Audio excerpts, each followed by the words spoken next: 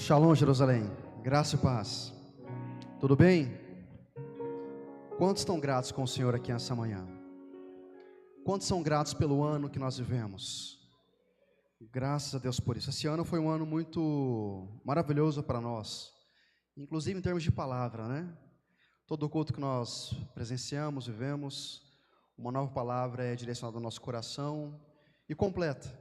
É como o pastor Felipe sempre diz, é o nosso alimento diário. Não é o arroz e o feijão que alimenta o nosso corpo, mas é a palavra que tem alimentado o nosso espírito dia após dia. E eu sou muito grato a Deus em poder estar mais um dia nesse altar, pela humildade que existe dentro do meu coração, transmitindo aos irmãos um pouco daquilo que Ele trouxe para mim. Essa palavra de hoje é uma palavra muito simples, que em certa medida pode parecer de fato até uma palavra despretensiosa, mas é algo que tem queimado no meu coração já faz algumas semanas.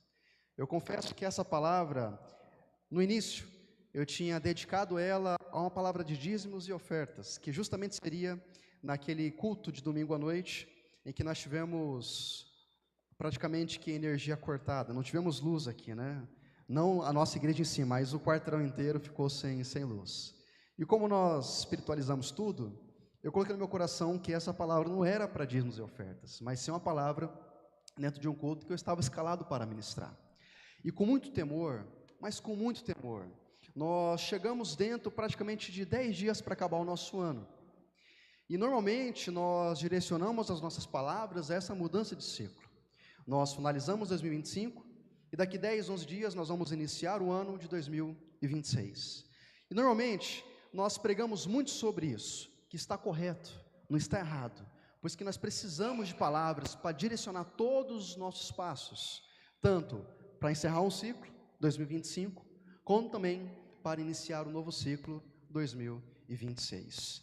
E essa palavra, se você interpretá-la, ela vai se encaixar perfeitamente nisso, tanto no fechamento de um ciclo, tanto na abertura de um novo ciclo. Mas eu gostaria que você não entendesse ela dessa forma. Eu gostaria que você analisasse essa palavra de hoje, assim como eu estou analisando, em um cenário um pouco mais completo, em um cenário que abarca muito mais a nossa vida por inteiro do que simplesmente uma mudança de ano. Essa palavra, ela pode ser determinante para você iniciar o seu 2026, mas assim como ela foi para mim, eu espero que ela seja determinante para uma mudança de chave na sua vida. Ou no mínimo, para que você prossiga dentro do caminho correto que você está trilhando. Então vamos para a palavra do nosso Senhor. Você que trouxe sua Bíblia, abra lá comigo no livro de 2 Samuel, no capítulo 24.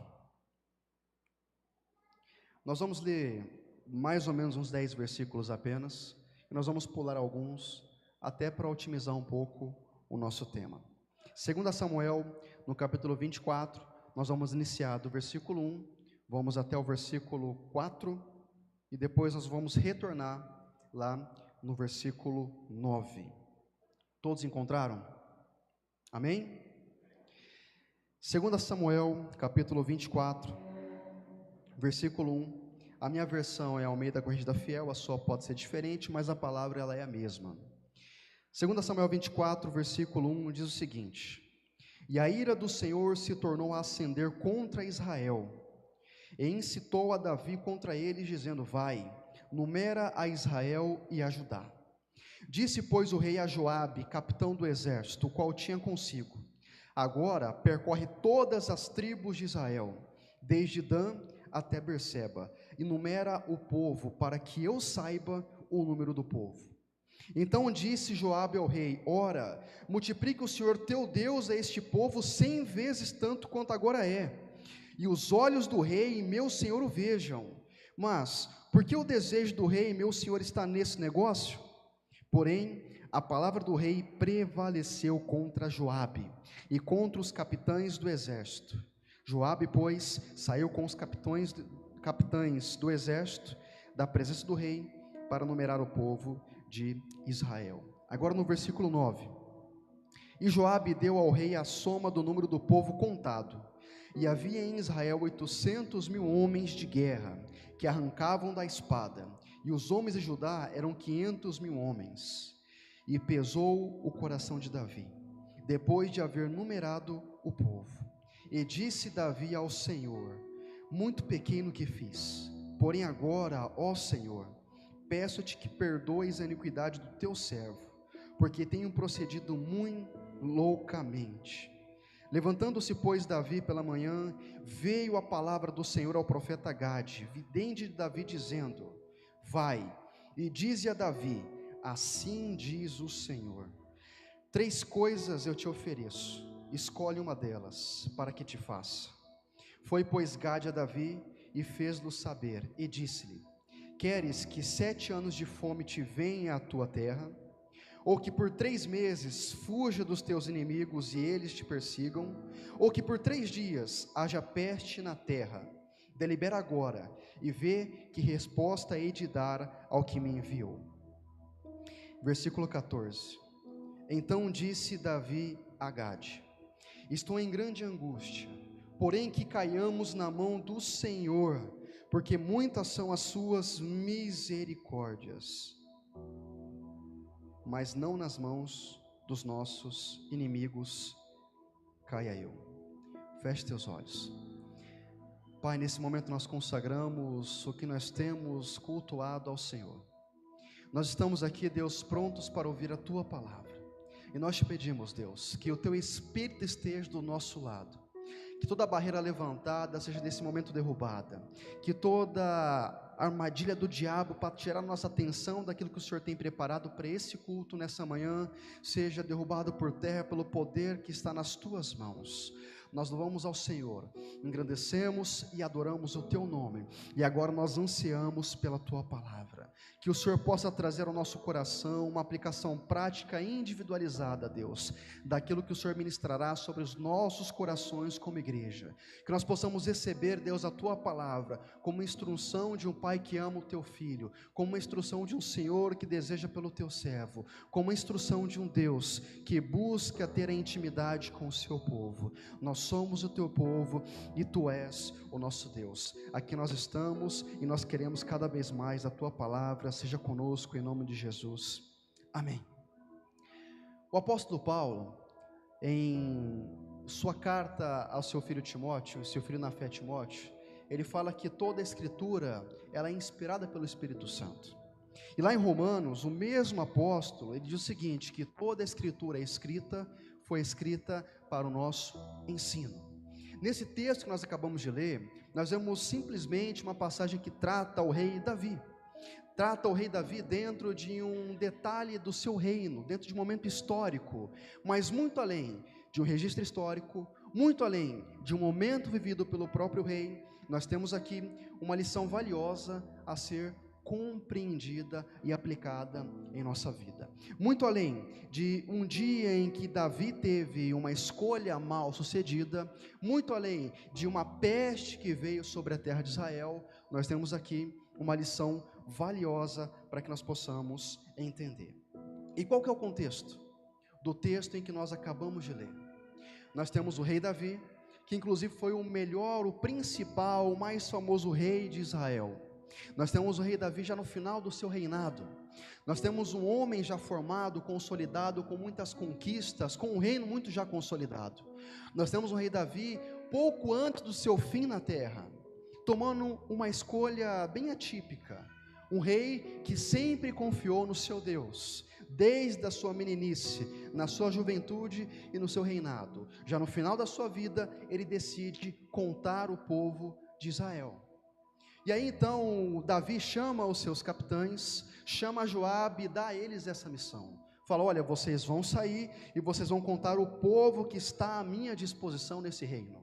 Eu quero saber quantos homens aqui está que pode tirar a espada para defender o meu reino. Eu quero saber quantos homens capacitados eu tenho para pelejar por mim e pelo reino de Israel. Joabe, que sempre esteve ao lado do rei Davi, acha muito estranho o pedido do rei. Fala, rei, será que realmente Deus está nesse teu negócio?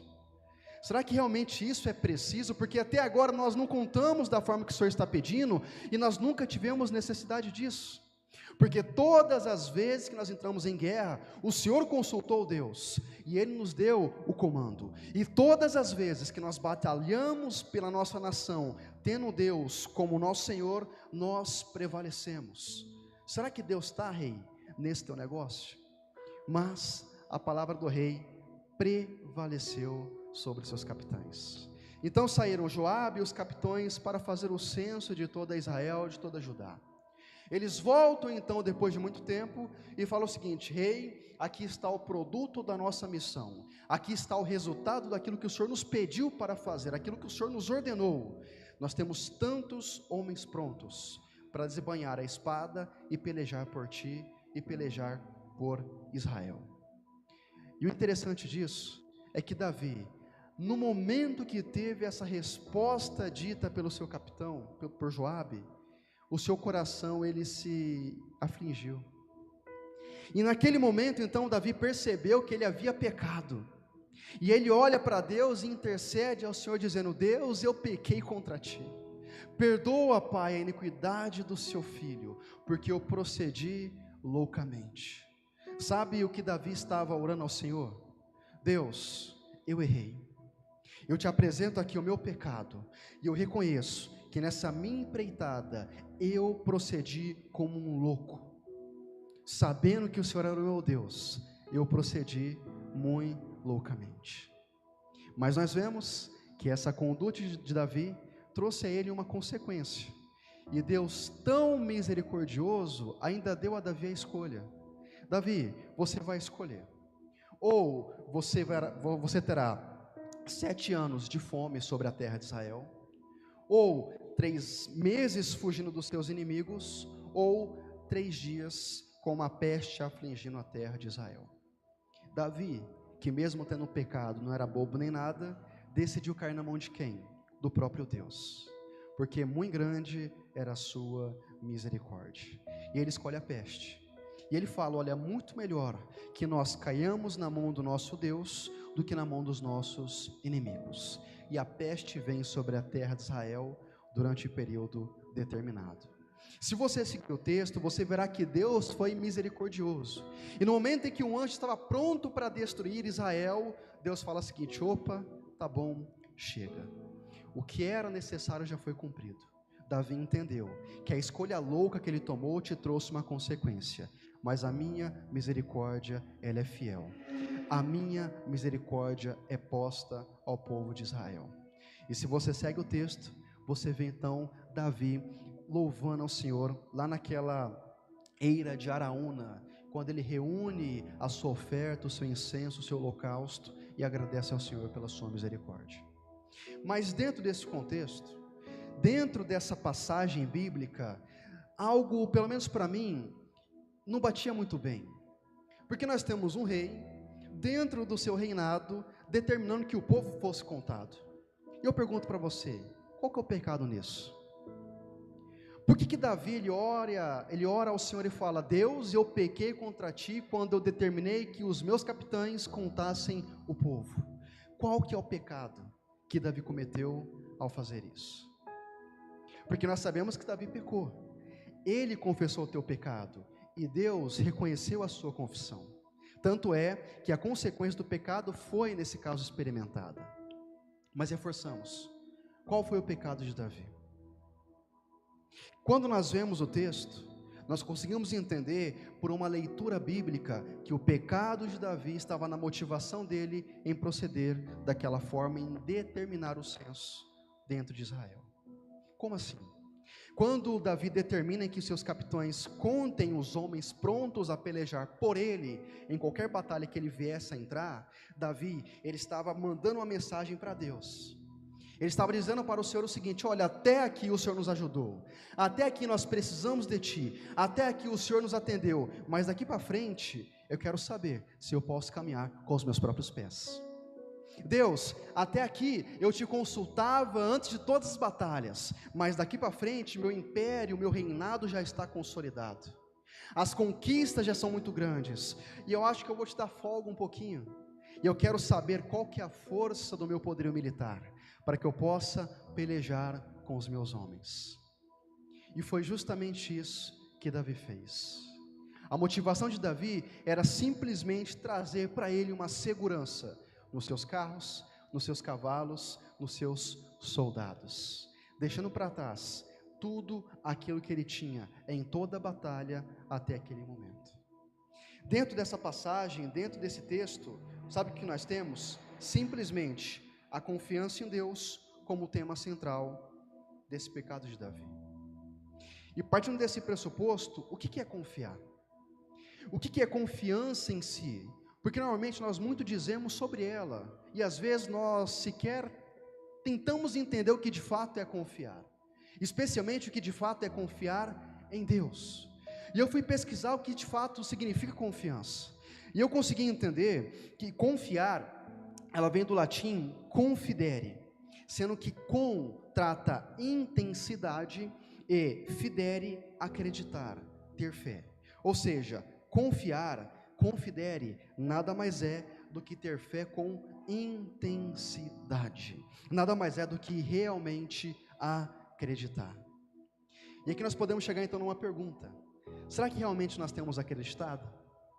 Será que realmente nós temos crido? Será que nós realmente temos fé? Será que nós realmente temos confiado? E sobretudo, em Deus? Será que nós nos levantamos como Davi na nossa meninice e pedimos a Ele a tua provisão?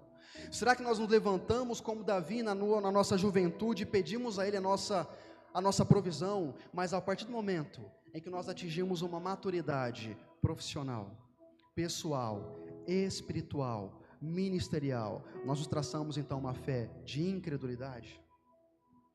E sabe qual que é o ponto aqui? Que às vezes nós nem percebemos a rota que nós estamos tomando. Às vezes nós estamos proclamando que nós confiamos em Deus, mas assim como Davi, nós temos procedido loucamente. Assim como Davi, que no início da sua jornada olhava para os céus e clamava: Senhor, nós não confiamos em carros, nós não confiamos em cavalos, nós fazemos menção no teu nome. Nesse momento, de forma paradoxal, ele faz totalmente o inverso disso. Será que nós realmente temos vivido como alguém que realmente acredita? Será que nós temos vivido como alguém que realmente crê? Alguém que realmente confia em Deus? Eu não sei. Talvez você também não tenha nem pensado nisso até esse momento. Mas pode ser que esse culto seja o momento exato para você começar a pensar um pouco nisso. Davi, ele pensou e ele mudou a sua rota. Agora nos resta saber se de fato nós temos confiado no nosso Deus. Todas as vezes que nós falamos em confiança, nós estamos falando em fé. E a fé, dentro de um contexto bíblico, ela se revela em dois planos que se completam. Se eu te perguntar o porquê você crê em Deus, qual que vai ser a sua resposta? Porque eu comecei a pensar um pouco nisso sobre mim. Será que eu tenho crido em Deus em relação àquilo que Ele pode fazer por mim aqui nessa terra? Será que eu tenho confiado nele apenas para experimentar da sua intervenção nos meus dias? Quando nós olhamos para o contexto bíblico, e o apóstolo Paulo é fantástico nisso, o apóstolo Paulo nos traz muitas respostas para dúvidas que às vezes a gente nem pensou ter, mas a partir dos dias nós começamos a compreender que nós não sabemos tudo aquilo que nós pensamos saber. E o apóstolo Paulo, quando ele olha para o contexto das escrituras, porque nós sabemos que Paulo conhecia a história de Davi, nós temos dentro das suas cartas lições preciosíssimas, que inclusive revelam a forma pela qual nós expressamos a nossa fé para com Deus. O apóstolo Paulo, ele traz, por exemplo, para Timóteo, a acepção da fé em um primeiro ponto espiritual, eterno. Quem está na mídia, eu vou pedir para que projete aqui no telão, antes, 1 Pedro 1,9. 1 Pedro 1,9. Nós vamos começar por Paulo e depois chegar a Pedro. Mas Paulo, em 1 Timóteo, no capítulo 1, no versículo 15, ele fala o seguinte para o seu discípulo amado: Timóteo, essa é uma palavra fiel e digna de toda aceitação, que Cristo Jesus veio ao mundo para salvar os pecadores, dos quais eu sou o principal. E Pedro, em sua primeira carta, no capítulo 1, no versículo 9, ele diz o seguinte: alcançando o fim da vossa fé. E o fim aqui nada mais é do que o objetivo, é o fim de fato final, é para aquilo que a nossa fé serve, a salvação das vossas almas. Sem fé é impossível agradar ao Senhor. Sem fé nós não seremos salvos. Então, a primeira aplicação, a nossa fé se dá à nossa salvação. Se nós cremos, se nós formos batizados, nós seremos salvos. E é para isso que nós devemos crer. A nossa fé, ela tem que estar justamente nesse ponto.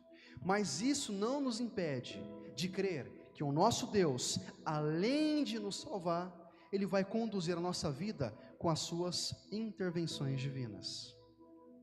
O fato de que a nossa fé servir para a nossa salvação, não serve para excluir a nossa fé em ter Ele conosco todos os dias, nesse plano material. A nossa fé servindo para a salvação, não impede em que nós, no nosso serviço, dirigimos ali uma oração sincera, pedindo para que Ele venha nos abençoar. Para que dentro da nossa casa, nossa família, nós não tenhamos fé que de fato Ele possa mudar o cenário da nossa casa. Para que Ele não possa mudar o cenário do nosso emprego. Para que de fato Ele não possa mudar o cenário do nosso núcleo que nós estamos inseridos. Porque nós vemos que a fé se dá para a nossa salvação, mas além disso, a palavra ela é viva e clara ao dizer que Ele zela pelos seus filhos e que Ele pode intervir por nós, desde que nós tenhamos fé. O próprio Jesus, Ele diz isso. Em 1 João 5,4, Ele fala o seguinte: olha, o apóstolo, porque todo aquele que é nascido de Deus, ele vence o mundo, e é essa vitória que vence o mundo, a nossa fé.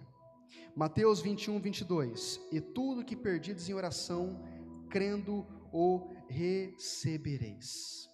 A nossa fé, ela é necessária para que nós sejamos salvos, mas sobretudo, nós só vamos experimentar aquilo que Deus tem preparado para nós, nesse plano material, nesse plano passageiro, se nós crermos, se nós realmente confiarmos nele.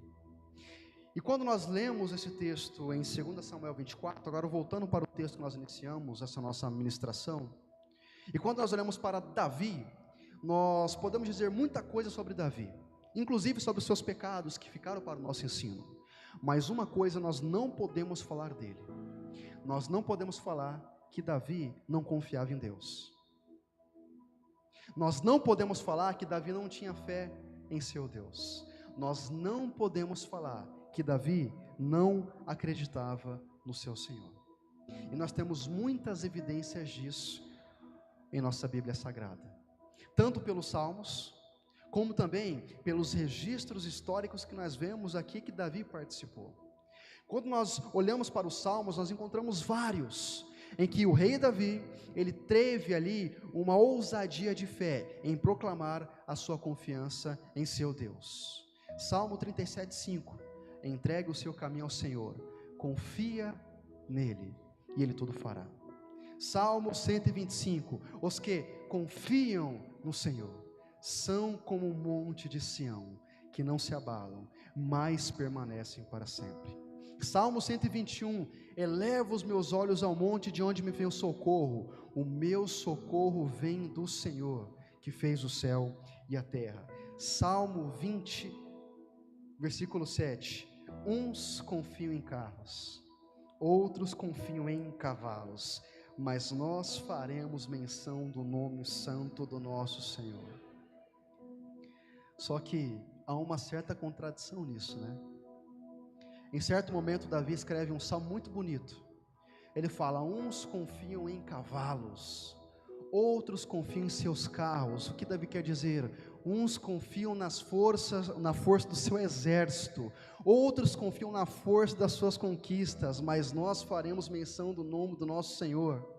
Só que no texto que nós acabamos de ler, lá em 2 Samuel 24, nós vemos Davi fazendo totalmente o diverso disso. Davi, ele busca contar o quê? Os cavalos, os carros, os soldados. Onde está a menção do nome do Senhor nisso?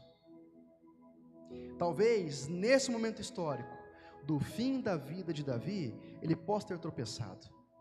Sendo que a Bíblia é cheia de registros históricos do mesmo rei Davi, provando da fidelidade do Deus em que ele confiava. E se eu te perguntar, qual foi o principal evento histórico de Davi, em que ele pôde provar da confiança que ele teve em Deus, o que você me responderia? Qual foi a principal batalha que Davi travou, que de fato ele viu que a confiança que ele tinha em Deus o correspondeu no campo? Começamos por aqui. Davi, lá na sua meninice, quando ele ainda era jovem, quando ele ainda era um pastor das suas ovelhas, as ovelhas do seu pai, ele pastoreava sem muitas pessoas olharem para ele. E em certo dia, Davi ele teve que enfrentar duas feras, o urso e o leão. E sabe o que Davi fez? Ele não se escondeu. Davi, ele foi por Deus, digamos que ele prevaleceu sobre aquelas duas feras, confiando no seu Deus. Mas além disso, Davi, dentro ainda da sua meninice, ele encara despretensiosamente com um gigante que estava afrontando o exército de Israel, mas sobretudo o seu Deus, Golias. E quando nós olhamos para 1 Samuel no capítulo 17, nós vemos o registro pormenorizado desse evento canonizado na Bíblia. Nós vemos Davi, na sua meninice, indo levar comida para seus irmãos que faziam parte do exército, e quando ele chega lá, ele começa a ouvir um filisteu, zombando do seu povo e do seu Deus. Davi olha para o exército e depara que aqueles homens mais experimentados nas batalhas, que aqueles homens mais experientes dentro de campo de batalha estão acovardados.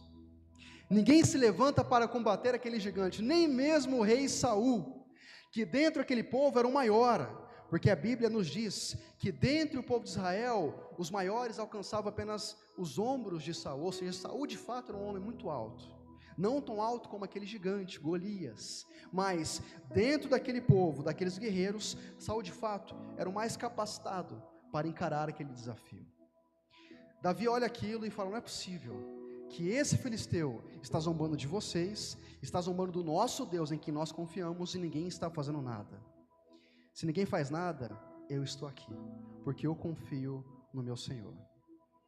E Davi então fala: olha, rei, eu vou pelejar por Israel.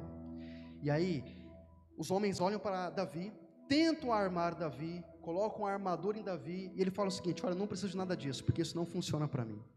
Eu não consigo me mover com isso que vocês estão colocando sobre mim. Ele olha inclusive para Saul e fala o seguinte: Saul, fique tranquilo. Enquanto era pastor, eu pelejei contra ursos, eu pelejei contra leões, e eu prevaleci.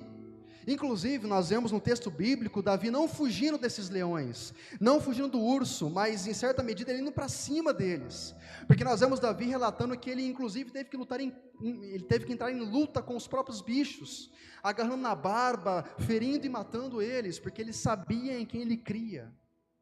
E aí o que Davi fez? Ele foi. E o mais interessante disso tudo é justamente o que Davi levou consigo para aquela batalha. Quando nós olhamos para Davi, nós vemos a sua ferramenta, nós vemos realmente a sua funda, mas Davi, ele não fez menção disso quando ele foi ter com Golias. No versículo 45 do capítulo 17 de 1 Samuel, Davi, ele fala o seguinte para Golias: tu vens a mim com espada e com lança e com escudo, porém eu vou a ti no nome do Senhor dos exércitos, o Deus dos exércitos de Israel, a quem tens afrontado. Será que é possível nós falarmos que Davi não tinha fé? É impossível. Será que nós possamos falar então que Davi não confiava em Deus? A não ser que nós sejamos loucos, porque o texto é claro nisso. Nós temos um menino que, deparado com um gigante, ele faz menção do nome do seu Senhor e prevalece contra aquele gigante. O que acontece então?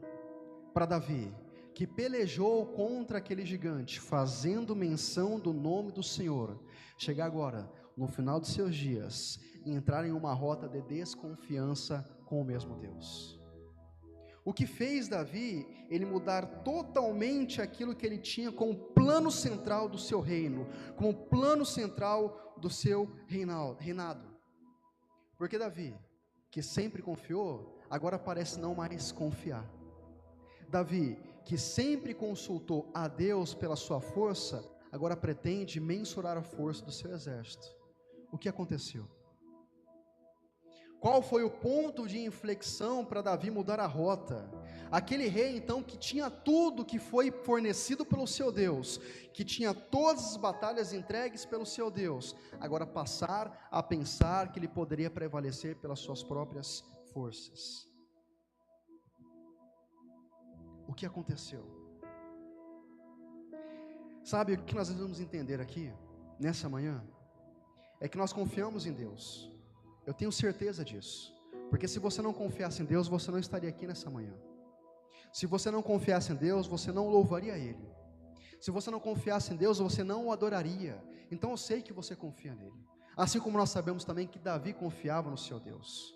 Mas uma coisa que nós devemos entender, com base nesse texto, com base nessa palavra, é que a nossa fé, é que a nossa confiança, ela pode ser perdida. Nós falamos que nós confiamos, e nós temos certeza disso, mas pode chegar um tempo em que pelas circunstâncias da vida, nós percamos a nossa fé. Assim como Davi, nem que seja por um relapso ou outro. Isso nos mostra, sobretudo, uma necessidade de perseverar confiando no nosso Deus. Davi tinha fé, Davi aplicava a sua fé, e Davi experimentava as extraordinárias conquistas que aquela fé que ele tinha em Deus o garantia. Mas ele chegou em um certo ponto e estremeceu. Ele deixou de confiar no seu Deus, e ele quis levantar dentro do seu povo a quantidade daqueles que poderiam pelejar para com ele. O que fez Davi? O que fez Davi esquecer praticamente aquilo que tinha sustentado ele até aquele momento?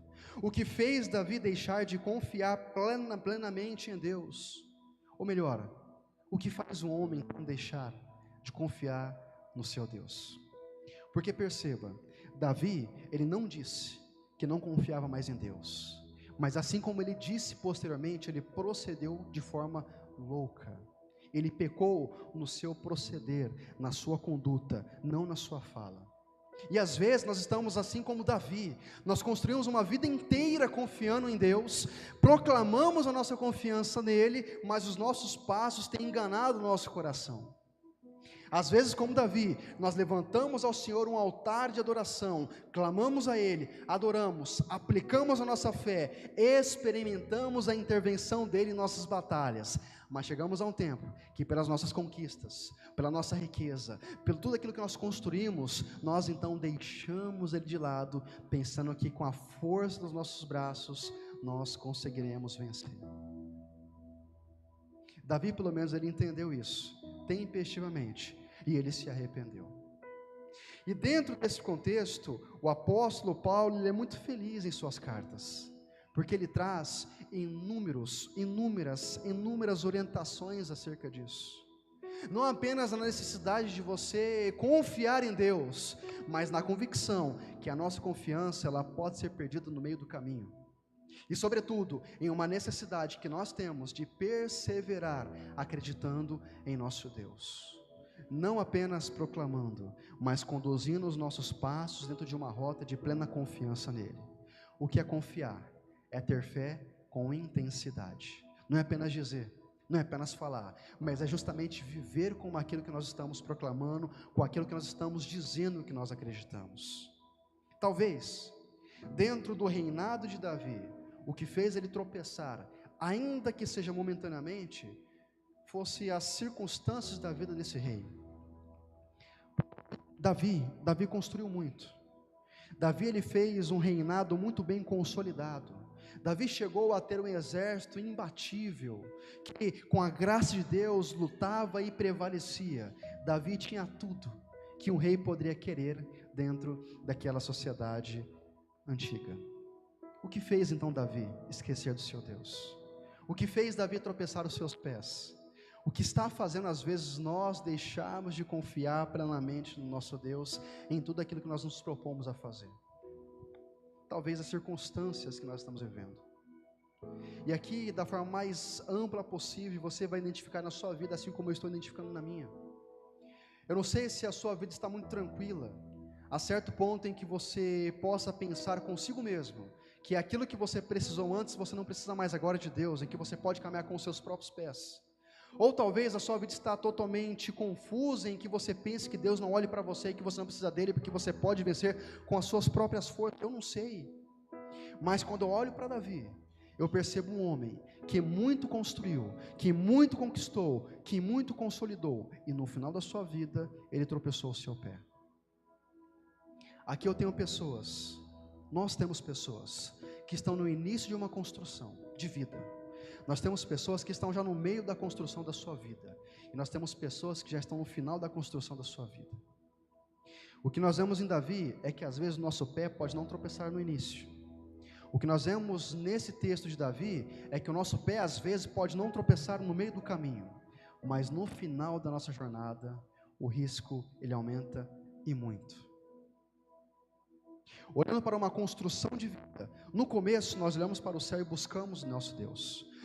No caminho percorrido nós temos a provisão dele, mas no final, quando tudo já parece conquistado, quando tudo já parece mais tranquilo, pode ser que o nosso pé venha a tropeçar. E o apóstolo Paulo, ele é muito claro nisso. Dentro dos seus textos, das suas epístolas, como por exemplo nós lemos lá na epístola de Hebreus, no capítulo 10, no versículo 35, o seguinte: não percam, pois, a vossa confiança, que tem grande recompensa. Não percam, pois, a vossa confiança. Se o autor de Hebreus está orientando para que aqueles que estão tendo aquela palavra não percam a confiança, é porque a confiança ela pode ser perdida. Porque se a confiança em Deus não puder ser perdida, qual seria a finalidade desse texto? Por que o autor ele olharia para aqueles que estariam olhando para ele e dissesse o seguinte: olha, não percam a vossa confiança, porque a vossa confiança trará a vocês uma boa recompensa. O apóstolo Paulo, ele traz na segunda carta a Timóteo, no capítulo 4, no versículo 7, o seguinte: combati o bom combate, acabei a carreira, guardei a fé. Sabe o que o apóstolo está dizendo? A fé que eu tenho em Deus, eu tenho guardado, para que eu não perca ela no meio do caminho. O que nós devemos entender com isso? O que nós devemos entender dentro desse texto, em que nós lemos, em que o rei Davi fez uma escolha louca, é que a confiança, primeiro ponto, ela pode ser perdida. E segundo ponto, nós temos uma necessidade de cultivar, de preservar, de perseguir a nossa confiança em Deus. Como eu disse, é uma palavra muito objetiva, que às vezes pode parecer muito conhecida, até de fato, por ser uma palavra que faz parte das bases da nossa vida cristã. É cristão aquele que confia, é cristão realmente aquele que tem fé, é cristão realmente aquele que acredita que Ele veio, morreu e nos fez filhos por adoção. É aquele que confia que de fato um dia voltará para nos buscar, porque o fim da nossa fé de fato é a nossa salvação. Vamos chegar no fim dessa palavra, e o louvor, por gentileza, pode subir. Eu vou pedir o último texto aqui no nosso telão, 1 Timóteo, no capítulo 1, versículo 18 e versículo 19.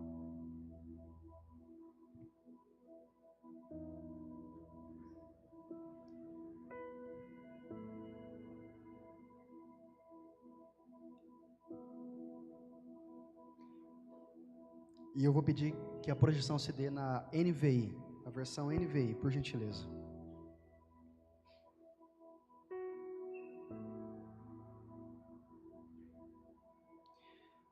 O apóstolo Paulo, ele tinha uma grande preocupação com os seus discípulos na fé, principalmente com Timóteo. E pode ser talvez porque Paulo olhava para Timóteo como a sua sucessão. Paulo sabia que os seus dias estavam chegando ao fim, e ele olhava para Timóteo como alguém que foi levantado pelo Espírito Santo para conduzir a igreja dentro de uma palavra revelada ao coração do apóstolo, especialmente em relação à confiança que o apóstolo Paulo tinha para com Deus. E dentro dessa primeira epístola que nós temos registrada, que Paulo escreveu para Timóteo, no capítulo 1, no versículo 18 e no versículo 19, nós temos Paulo simplesmente resumindo a vida cristã como uma grande navegação. Nós temos simplesmente Paulo resumindo a vida cristã como uma navegação. Olha só o que diz o versículo 18: Timóteo, filho meu, Timóteo, meu filho, segundo as profecias anteriormente proferidas a seu respeito, dou a você essa instrução, firmadas nelas, combata o bom combate. Versículo 19: mantendo a fé e a boa consciência que alguns rejeitaram e por isso naufragaram na fé. O apóstolo, ele fala para Timóteo o seguinte: Timóteo, a sua vida cristã é como um marinheiro que está velejando, é como alguém que está dentro de uma grande travessia, passando os seus dias, buscando, no caso, o seu objetivo, o fim da sua jornada. E para isso, Timóteo, para que esse marinheiro ele possa de fato persistir, é importante que ele guarde a fé. E é isso que oriento a você. A você, muitas profecias, Timóteo, foi endereçada, mas necessário que você mantenha a sua fé, porque muitos, Timóteo, rejeitando a confiança, rejeitando a fé, naufragaram nela. Sabe o que Paulo estava dizendo? Timóteo, o náufrago não é aquele que apenas não chega ao final do seu destino, da sua jornada. O náufrago é aquele que se perde no caminho. E às vezes Paulo de fato tinha esse entendimento. Ele chegava em Timóteo e falava: Timóteo, eu sei que você está ansioso ao chegar ao final do seu ministério e colher os frutos da sua ministração, da sua palavra. Mas Timóteo, cuidado, porque no caminho você pode se perder. Timóteo, tenha cuidado, porque pode ser que você entre por uma rota de desconfiança. E assim como muitos negam na fé, você pode naufragar. Timóteo, muito pior do que você não chegar ao fim do seu caminho, ao seu destino, muito pior disso, é você se perder no seu caminho. Davi, ele não dormiu crendo e acordou descrendo. Davi, ele não dormiu confiando em Deus e acordou sem mais acreditar em Deus para ordenar que os seus capitães fizessem aquele censo. Davi, progressivamente, ele foi deixando de acreditar no seu Deus. A fé, a confiança, ela pode ser perdida, mas nem sempre é de uma hora para outra que isso acontece. A nossa confiança em Deus, ela é minada dia após dia, até que chega um tempo em que inconscientemente, procedendo muito loucamente, assim como Davi procedeu, nós começamos então a trilhar uma linha de desconfiança para com o nosso Deus. Até aqui, nós cremos que Ele pode fazer tudo por nós, mas às vezes, pelas circunstâncias da vida, nós tomamos uma rota de incredulidade. E aquele que não crê, não tem a intervenção nos nossos dias. E pior disso, aquele que não crê, não alcançará a salvação da sua alma. Nós não perdemos a confiança de um dia para com o outro. E por isso que eu disse que essa palavra pode ser de fato uma palavra que fecha um ciclo, que inicia um outro. Assim como uma palavra que encerra um ano de 2025 e inicia um ano de 2026. Mas na verdade essa é uma palavra que pode conduzir a sua vida dentro de um caminho voltado de fato a uma confiança plena em Deus. Às vezes você está no caminho, você está no início da sua construção de vida, e você não tem ainda uma confiança abalada em Deus, porque você está experimentando dele, junto da sua construção, a provisão que Ele tem te dado dia após dia. Você tem conquistado diariamente, digamos que, bens materiais. Você tem conquistado diariamente avanços ministeriais, avanços profissionais, a sua família está sendo abençoada por Deus, o seu ministério, a sua fé está sendo abençoada por Ele. Mas pode chegar um dia em que tudo pode estar consolidado, e aí bata a sua porta, sem você perceber, a incredulidade, assim como ela bateu, por exemplo, na porta de Davi. A confiança, ela pode ser perdida, e sobretudo nós temos uma grande responsabilidade. Qual é essa responsabilidade?